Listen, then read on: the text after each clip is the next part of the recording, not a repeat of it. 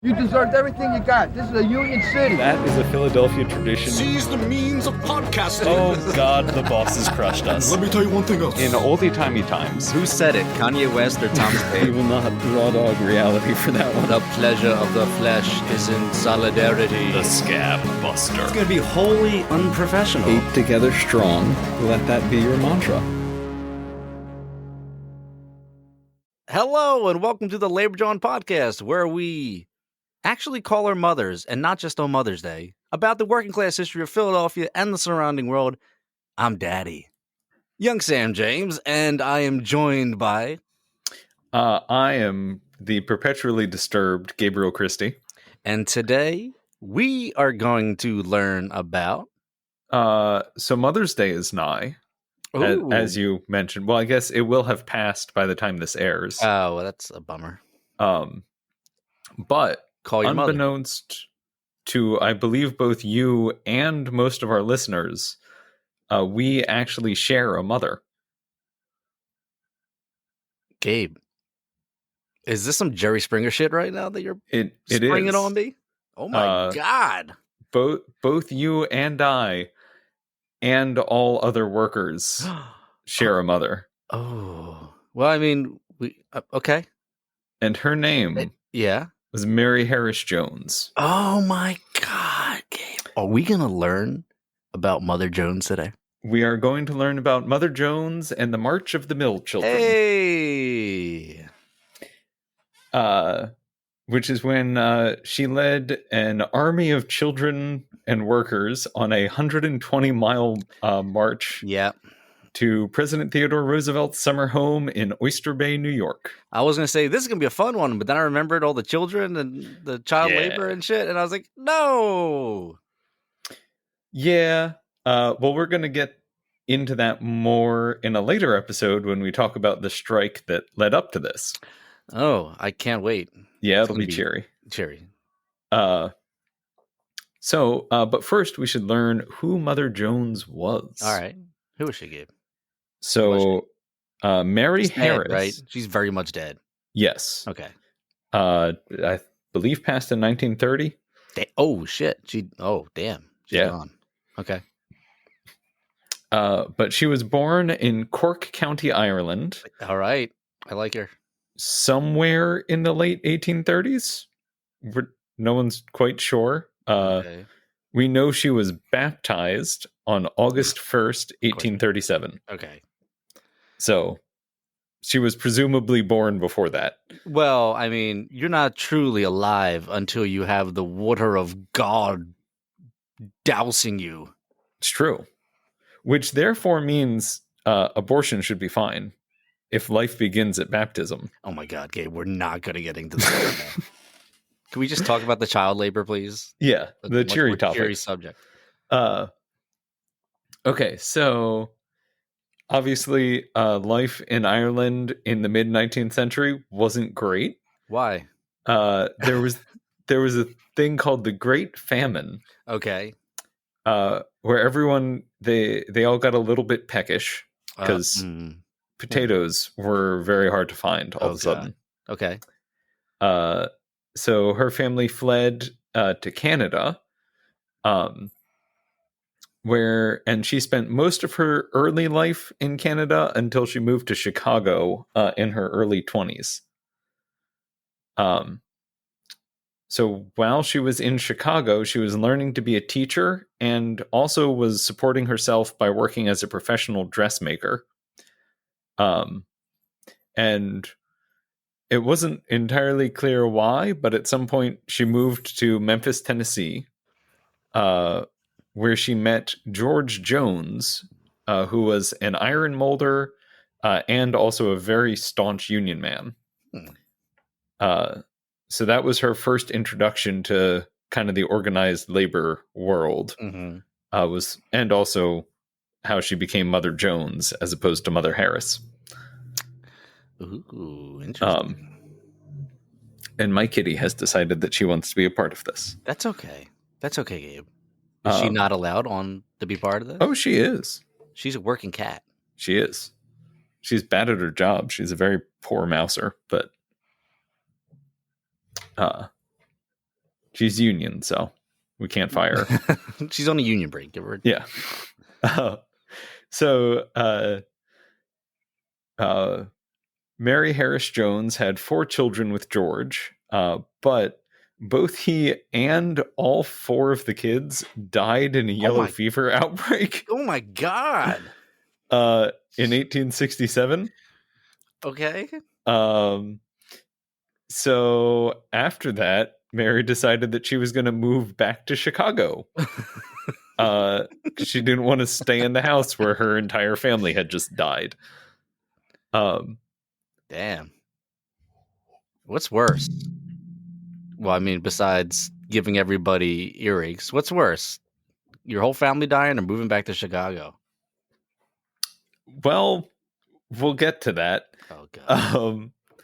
So she was also when she moved back to Chicago, she set up her own dressmaking shop, and she was catering to some of the wealthiest women in Chicago at the time.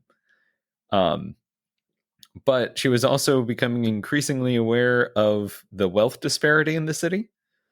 And so, as she described it, she would look out of the plate glass windows and see the poor shivering wretches, jobless and hungry, walking alongside the frozen lakefront.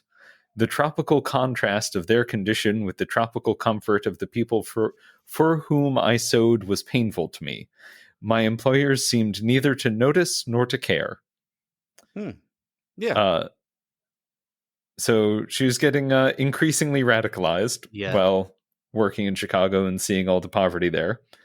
And then life got even rougher because in 1871, there was the Great Chicago Fire. And her dress shop burnt to the ground. Oh, God. So now she had lost her husband, 4 children, and her only means of supporting herself. I don't know. Pack it in? Yeah. That's it? So she kind of had to... I'm all good, guy. I'm all good. We're all done here. Yeah, it's fine. So she basically had 2 options of just giving up or becoming increasingly motivated and getting into activism, and she chose the latter. She's probably pissed off. Oh God, yeah. She's probably fucking livid right now. Well, it's also like you hear all of the stories of her like going up against all of the gun thugs in Colorado and during the mine wars and everything. And on the one hand, they shooting in your neighborhood again, Gabe? Nope, that was just a guy going by on a dirt bike. Okay. I thought it was the spirit of Mother Jones. Very going well by on a motorbike.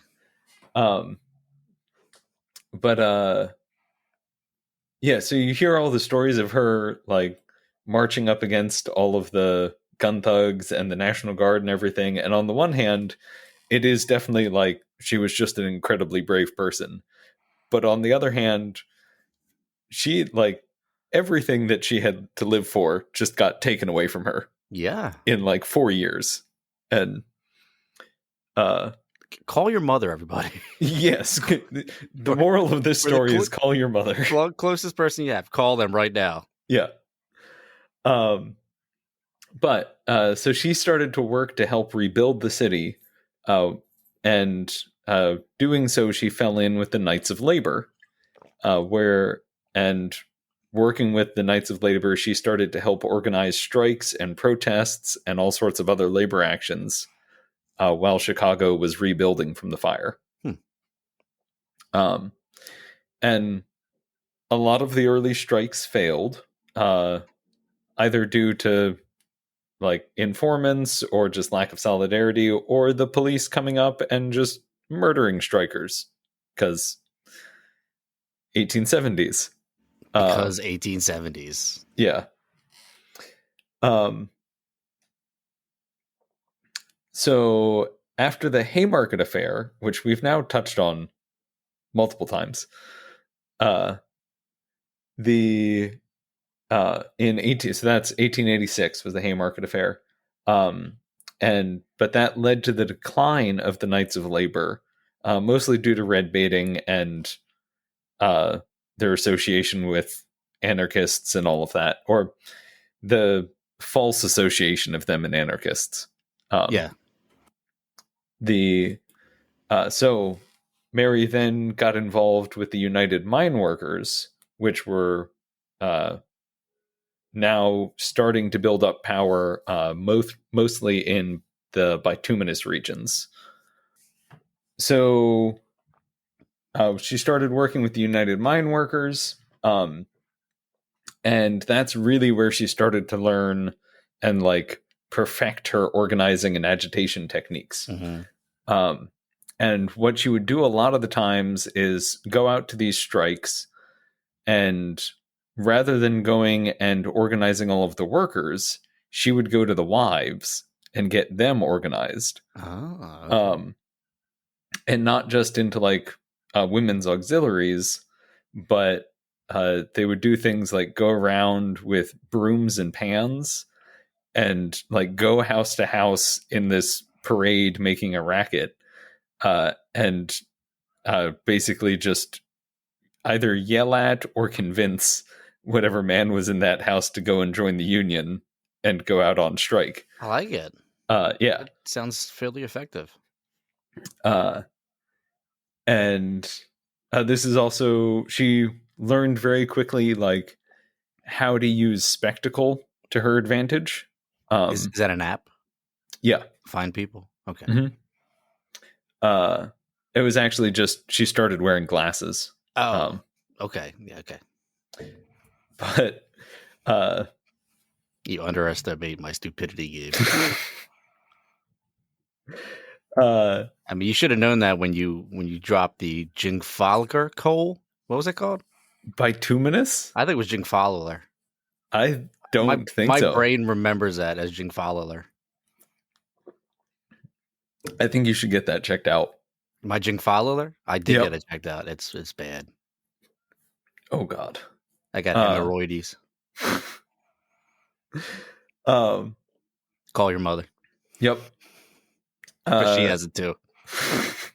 Something for you to bond over. Yeah. Please continue, Gabe. And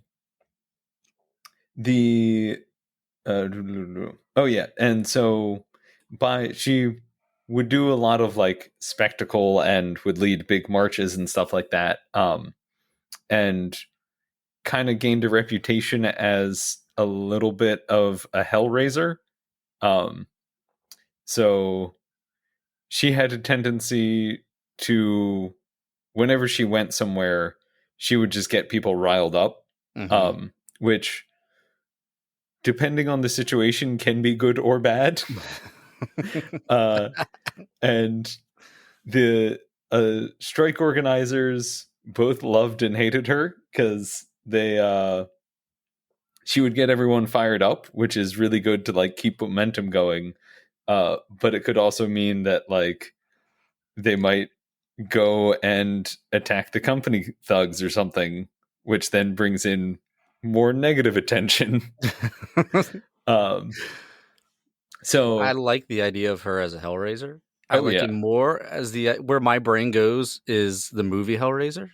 Mm-hmm. It goes straight to Cenobite, and so I'm thinking of Mother Jones coming out of the void and going like, "Scab to some, union made to others." That's effectively, I'm sure, like that's how the newspapers described her. The pleasure of the flesh is in solidarity. Now we need to make a Hellraiser 12. Pinhead joins the UMW. I think that would work quite well. The mines go deeper than my soul. Okay, so now we know who Mother Jones was. Mm-hmm. She was in Hellraiser. She's everybody's mom. Okay. And she's from Ireland. All right. So in early June of 1903, there was the general textile strike in Philly, where basically about 100,000 textile workers in the city went on strike for the 55-hour week. So they had been currently working the 60-hour week. They wanted to take that down to 55. God damn. So completely unreasonable demands. But Mother Jones arrived in the city later in June, and as usual started agitating and giving speeches, and very quickly picked up on the fact that there were a huge amount of very young children working in these textile mills. Oh. Yeah. Oh. So according to the 1900 census, approximately 1/6 of all children under the age of 16 worked in mills and factories. Oh, Jesus Christ. And this was probably an undercount, because there were also just a lot of children that weren't reported on. Yeah, I wonder why. Yeah. And there were also things like immigrant children not getting counted by the census, anything like that. So, Timmy, you want to come out to play? Oh, I can't. I got work. Timmy, Yeah. you're 5. So they were in Philadelphia alone. There were, I couldn't get an exact amount. There were differing reports throughout the strike, but it's definitely thousands of children. Oh. I think the highest I saw was that there were 10,000 children working in mills in Philly. God. Which would mean a tenth of the textile, or about a tenth of the textile mill workers were children. As someone who lives with a child, they're amazing little creatures. I wouldn't want to work with a child. Why would you want to work with a child? So they were used either as like assistants, so they would run and grab spools for spinners. They would go and switch out spools and whatnot on looms. Then they were also often used for doing like minor maintenance, because their small arms and hands could get into the machinery more easily. Oh God. Which, as you can imagine, led to lots of injuries. So that was not great. And conditions in the mills were just absolutely awful. And that's one of the things Mother Jones picked up on really quickly. And she would actually have kids like come up on stage, or have kids who had lost limbs or fingers come up on stage with her. Okay. And like, that's like an opening act? Kind of. Okay. To present their injury to the whole crowd and just remind them, like, this is who you're fighting for. This kid's nickname is Nubby. Yeah. So, but even aside from all of the like appendages and limbs and everything getting crushed in gears, there were also, or one of the fun parts of cotton mills is that there's cotton dust in the air all the time. Okay. I didn't even thought about that. Yep. And that gets into your lungs, and so that gets into your lungs and kind of acts almost like asbestos. And oh, Jesus Christ. So it will like, it's not as bad because the fibers aren't as sharp, but it will like cut up the inside of your lungs a little bit. They're just a little sharp. Yeah, just a little bit. Just a little sharp. Yeah. Polyester, man, that's where it's at. Yes. You got to dig that polyester. Far superior. Or wool, you got to wick away that sweat, baby. Yeah. So the other side of it is that a lot of these kids were paid so little that they were malnourished, which then put them at risk for tuberculosis. which when you combine that with the damage to their lungs from all the cotton dust, meant that like all of these kids were coughing like smokers. Although they were also probably smokers on top of it. I was gonna so, say, yeah. Um, But I mean, can you blame them if they were smoking? I was like, I yeah, you kind of need it. I would buy a kid a pack of smokes if he was At working this in the point, factory for 65 hours a day. yeah, Jesus God. yeah. There were also like there were technically laws governing child labor already on the books in Pennsylvania, Okay. but it was very much like you should probably just not have child labor, maybe. Yeah, but their hands fit in the small parts and everything. Yeah. And they soak up all the cotton dust. yeah. Great to have children around. Yeah. That's why I have kids. Mm-hmm. To soak up the cotton dust. Oh, I hate learning new things. Mm-hmm. I hate you, Gabe. I hate you. So Mother Jones came to Philly in the summer of 1903 to support the strikers and the mill children. Okay. And also I want to point out that the kids were often like more organized than the adults. Really? Okay. There were a couple instances where the adults didn't go, or the adults voted not to strike, and then all of the kids voted yes and marched out anyway. All right. Okay. But the adults couldn't do their jobs without the children to run and like fetch spools for them. So the adults had to go out on strike too. That's awesome. Yeah. So you had strikes being led by like 8 to 16-year-olds. Jesus God. I mean, that's sad, but it's awesome. Yeah. It's I mean, today we have I know there were a bunch of like trans rights protests being led by 6th graders. Yeah. So that's true. It hasn't changed that much. I mean, we generally don't have, well, we're not supposed to have 6th graders working in factories anymore. Well, I mean, I don't know what to say. There's some reporting that might not be followed that closely.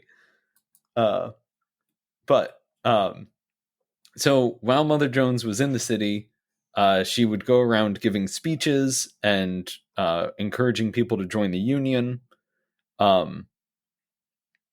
This strike was also kind of unique in that, and we'll get more into this when we get into the actual episode, but they decided to not have picket lines in front of the factories. Instead, they just constantly held these mass meetings and picnics and rallies. I like it. Yeah. So they just had like constant speakers on rotation. And she was one of them. And she would like reading through the newspaper accounts. She'd be in Kensington one day, and then the next morning she'd be in Manayunk. That afternoon she'd be in like East Falls, and then the next day she'd be in Southwark and South Philly. And she was just like ping-ponging around the whole city. Was she actually in Manayunk? Yeah. Really? That's interesting. And in East Falls, the Dobson Mill, which is right under Route 1, that was one of the like major hotbeds of conflict. Very interesting. And of organizing. I take it back, Gabe. I like learning things from you. Yeah. I think the next, or the episode on this strike, I think you'll enjoy, because it gets Gabe, stop talking about the next episode. People it's not going to be the next episode. People are going to be like, fuck this episode. I'm going to listen to the next one. You got to talk about this episode, Gabe. You got to say, this is the greatest episode so far. It's true. It's not true, but I mean, it's about child labor. So she also, like I was saying, she started to get more and more agitated by the number of child workers in the city. Yeah. Understandably. So she started to push for more agitation specifically around child labor. And she also found out that most of the newspapers weren't reporting on the child labor or on the labor conditions. And when she asked a reporter about it, the reporter straight up said that the mill owners hold stock in the papers, so I'm not allowed to report on it. Yeah. Well, points for honesty. Yeah. And her response to that was, I've got stock in these little children, so I'll arrange a little publicity myself. Okay. All right. I would have rephrased that better, but I get it. So she decided to raise... That's like some crazy person would say on the L. Yeah. I got stock in children. It's like, all right. I mean... All right, Mother Jones. The mill owners also had stock in children. Can we stop putting things in children, Gabe, and move on with the episode? Okay. God damn it. So she decided she would raise an army of labor. So she wanted to organize an army of workers to march up to New York City to raise awareness about the plight of the mill children. Oh, God, it's a child's army. We'll get into that. So she figured that because she had connections in every industrial town between Philly and New York, that they could go from like city to city and get fed and housed as they moved up. Okay. And that she would also do this to raise funds for the strike fund, because the textile union in Philly had like grown exponentially during the strike, so they needed money, and so she was going to go and raise funds along the way and send them all back. Okay. So July 7th, 1903, started with speeches at the Kensington Labor Lyceum at 2nd and Cambria Streets. And a lyceum is like a meeting hall for speeches. Yes, we talked about that before. Did we? Yes, I recall some things, Gabe. I remember some things. I don't, apparently. So they were making final preparations and doing more agitation to get ready to march to New York City. Okay. And they also declared that they might call upon President Roosevelt, who was currently summering at his home in Oyster Bay. Ooh.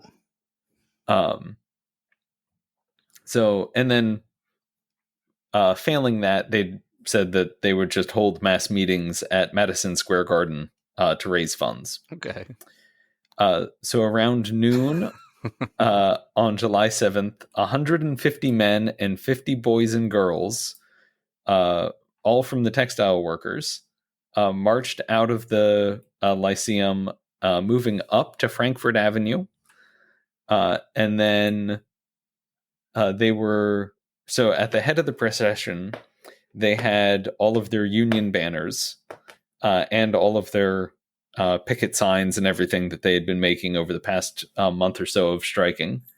And then behind them, there was an apparently somewhat hastily assembled Union fife and drum corps that provided music to the marchers. Apparently, they played Marching Through Georgia. Okay. As they were leaving. I'm digging it. Yep. Damn, what a fire soundtrack. Yeah. So it was described in the newspapers that the older men held umbrellas over their head to protect them from the scorching sun. And the younger men took off their coats and collars and stripped down to shirt sleeves. Sexy. Yeah. But that just kind of goes to show that this is early July in Philly, so it's friggin' hot. Okay, so they went through Kensington.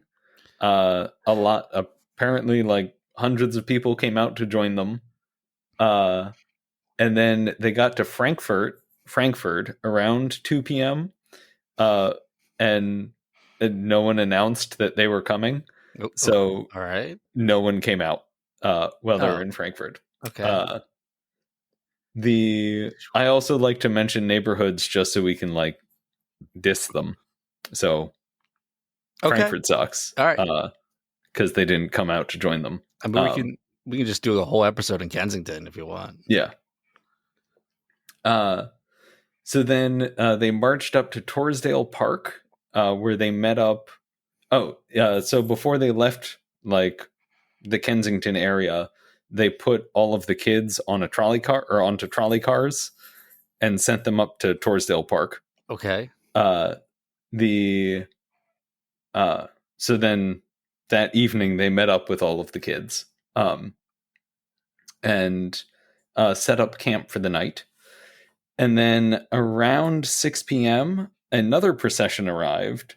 This one had Mother Jones sitting in a carriage, or in a horse-drawn carriage. And then all around her were groups of young girls and boys who had marched up there with her. I believe she left from City Hall. Okay. So the rest of the army left from the Labor Lyceum. She left from City Hall. And they set up tents and started cooking dinner. And then soon the crowd grew to over 1,000 people. And this was apparently mostly people from around Torresdale just kind of coming out to like see what this strange thing was. Mm-hmm. And why there was this crazy 60-year-old Irish lady with a bunch of kids in the park. But like they had the band set up, so they were playing music. It was like a big block party, basically. But they were by the end of the night, everyone except for the like core group that had actually marched out with her had gone home. And so they were making preparations to actually go up to New York the next day, or to start the actual march the next day. So Charles Sweeney, who is the head of the executive committee on July 8th, basically sent everyone except for 7 boys and 75 men who were selected to be Mother Jones's bodyguard. Ooh, shit. Yeah. Okay. First of all, Mother Jones does not need a bodyguard. No, she doesn't.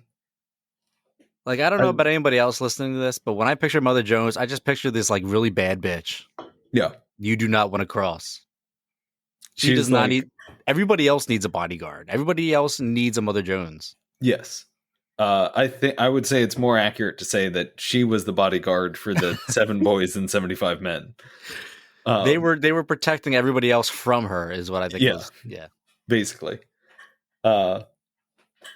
So all of the marchers were issued with a tin cup, a plate, and utensils. Okay. Which, all right. They were getting very much into the "we're an army of labor" vibes. Yeah. Well, an army marches on their stomach. Yeah. So then they loaded up her wagon with dried pork, vegetables, and all sorts of other provisions. And so then they set off north. They made Bristol by the evening, set up camp. It was reported that they had a feast of corned beef and cabbage. Typical. Yeah. She is Irish. And then set out for the next day. So between Bristol and Trenton, they again stopped at every little town. They'd hold a rally. Mother Jones would give speeches, and would call for both support for the textile workers' strike, and then also just call for an end to child labor. So they finally made Trenton by the 11th, where they had another mass meeting, and there was a lot of food and money that got donated in Trenton. And this was kind of the point of no return. So they knew that they needed to they needed enough provisions to make it all the way to New York from this point on, or else they would have to go back to Philly. Yeah. But they figured out that they could make it to New York. So they made it. They marched out of Trenton that evening, made Princeton by the 12th, New Brunswick by the 13th. And they were actually getting a lot of monetary donations and sending money back to the union. So it wasn't just them like going on a camping trip. Yeah. They were actually doing a lot of good for the strike. Okay, so they also sent word ahead to see if President Roosevelt would meet with them. And he said he might meet Mother Jones herself, but he wouldn't meet with the entire army. I mean, fair. Yeah. If I was an elected official, I might not want to meet with a bunch of very angry and probably hungry and tired striking workers. Yeah. I mean, and children. And children. So they had reached Newark, New Jersey by the 18th, and now at this point they had dwindled down to only like 30-ish people. But they still like formed up into a column and marched through Newark, New Jersey with Mother Jones at the head of the procession. I'm sorry, did you say 30 people? Yeah. It's an army. Continue. I feel like the air has been left out of my balloon. I was thinking like 30,000 people. Sadly, no. With pikes and fife and drum band. So that's a smattering, Gabe. That's not an army. That's a smattering. I would say it's a squadron. A squadron? A squadron of labor. It is a flying column. First of all, dibs on all those band names. Oh, yeah. Squadron of Labor is a good one. God damn. Ooh. I'm sure there's like some heavy metal band in like Norwegia that has that kind that has that name. That I'm sure like Kim Kelly knows everybody from. Yeah. I'm sure she toured with them at some point. So on the 23rd, they finally made it to New York City and requested permission for a parade. And then initially that got denied. But they like kept pressing, and then finally by the evening of the 23rd, they got permission to have a parade through the city. Yeah, because they found out there's only 30 people. I was like, yeah, just walk down the street. Yeah. You don't need a permit for that. Just walk. Yeah. It's literally you're just going across at the green light. That's all it is.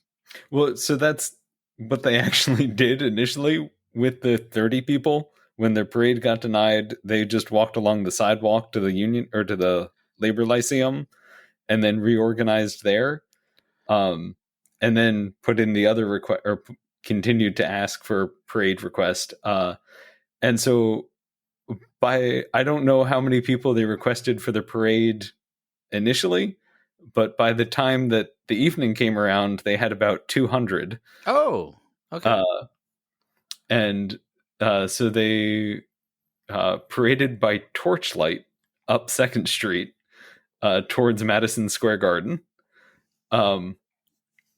And the police were a little jumpy with having 200 angry labor agitators armed with torches. Yeah, and the Knicks were playing that night too. So there was like the block of strikers, and then surrounding them was another huge block of New York City cops. But apparently Mother Jones was in very good spirits. And people were just like coming up and asking her questions as they were marching this whole time. And she didn't hurt anybody, did she? Nope. Wow.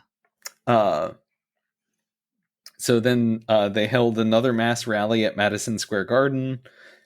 She went through her normal spiel about child work or child labor and the importance of the 55-hour week. And one of the things that the children especially were fighting for was basically the right to go to school. Because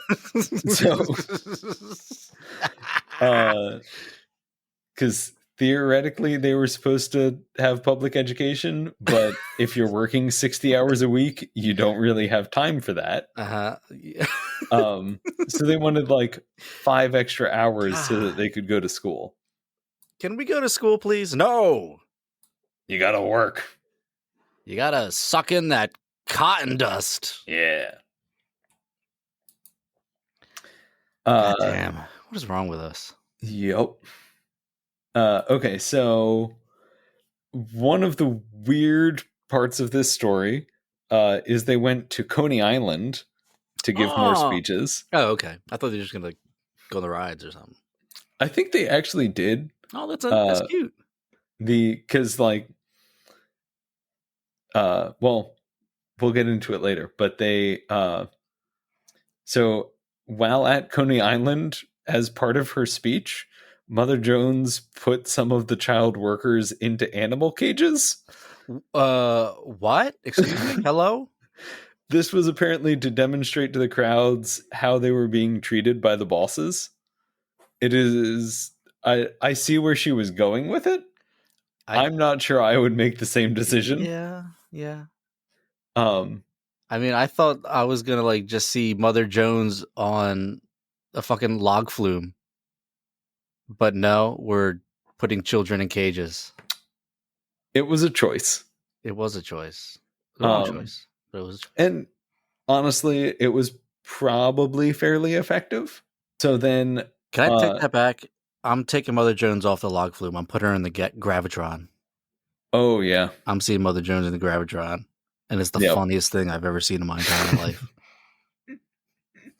With 30 malnourished children. I just want to go to school.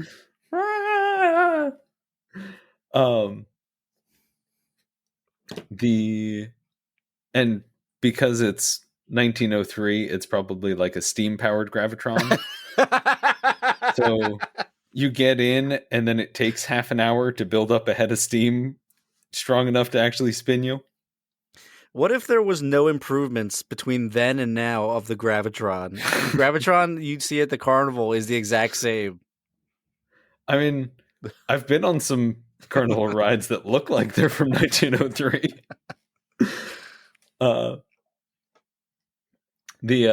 Okay, so 29th of July, Mother Jones and a delegation of 5 children made it out to Sagamore Hill, which was Roosevelt's estate. Okay. And there was like some actual belief that they might be able to push him on stuff, and might be able to enact some child labor laws.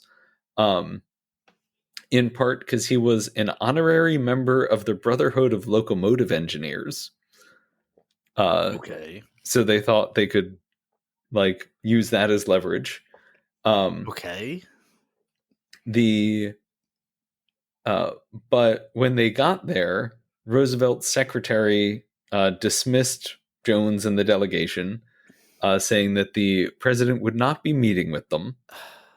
He failed to mention that the president was taking his own children out for an evening of recreation. So he couldn't be bothered to hear about other children working 10-hour days. What? Because he was out playing with his kids. Wow. Yeah. God damn. Yeah.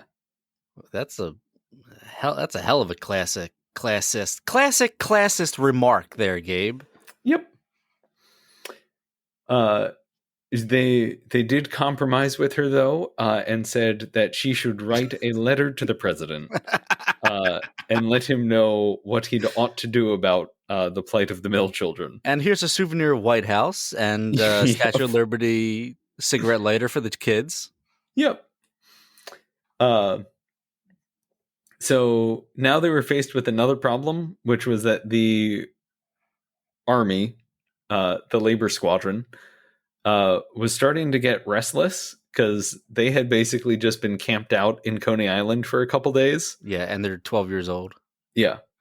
So it was a lot of like 3 or 4 days of just cotton candy and funnel cake. Oh my God, those kids are wired as fuck. Uh-huh. I'm gonna kill the president. Yeah. That was not an actionable threat, Spotify. I swear to God, if anybody just cuts that part out. So the I'm sorry, I'm just like, I'm just up on cotton candy and goddamn Italian sausage and funnel cake, baby. Yeah. mhm. Don't kill the president. No. So they Unless you want to. I mean, I don't know. It's up to you. I mean, it's not me. It's you. It's your life. It's not my life. It's your life. You can do whatever you want with your life. I'm going to continue before the FBI gets more interested in us. You ever see a podcaster get swatted? Whatchamacallit? Okay, so there was an offer of doing advertising work while in town because the army was running out of money because they were spending it all on cotton candy and funnel cake and the Gravitron. But all of the men refused to do the advertising work. It wasn't clear why. What's the advertising work? They also didn't say that. Well, I'm very curious as to what this was. Yeah. The Inquirer, which this point I was getting a lot of it from the I think the New York Herald or something. And they were just basically like, yeah, these lazy strikers weren't going to take this job offer. So, and there's more to this story than what I was able to find. What is happening? But I got this great acting gig for you and your 30 kids. Yeah. You may have to go back into some cages on Coney Island, but it's fine. It was for Barnum and Bailey. I got it. So Mother Jones dismissed her army, except for the band, the women, and the children, whom she kept behind. The band? Yes. Yes. She'd keep the band. Yep. And so she stayed in New York, kept like raising funds. I wasn't able to find the exact end date as to when she actually left New York, but it seems that she kind of spent most of the rest of the summer continuing to agitate to help raise funds and try and get people to recognize that, like, hey, maybe 8-year-olds shouldn't be in factories. I think I think it's a personal opinion, Gabe. Yeah. At this point, you know, I mean, you can go left or right with that one. Yeah. What the key is that we're having the conversation. That's what it is. It's the conversation. It doesn't matter. We're talking about these big ideas. Yes. That's what's really important. The fact that we're meeting in common ground and talking about this, that is what we should be talking about. Is that we're talking about it. Yep. But people don't want to talk about the fact that we're talking about it. But exactly. And that's why things are in the state they are today, Gabe. Exactly. I hate us so much. I mean, like, as a species. Yep. Yeah, it's bad. Okay, so while the March of the Mill Children itself did not end child labor, it did set the groundwork for the National Child Labor Committee, which then went on to agitate for an end to child labor. Nick. And it also did raise a lot of money for the strike. So it helped them to keep the fight up. And like I said, we'll talk more about that in the future. On a better episode. No, in an equally good episode. Also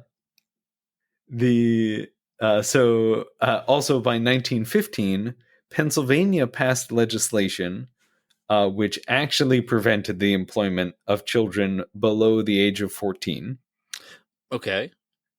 So you no longer had 8-year-olds losing their hands. That's great. That is a good thing. Then by 1938, the Fair Labor and Standards Act was signed into law, which put an end to child labor in the United States. I have like 10 asterisks under that in my script. So, I have an asterisk in my mind. but yeah, so that was the March of the Mill Children.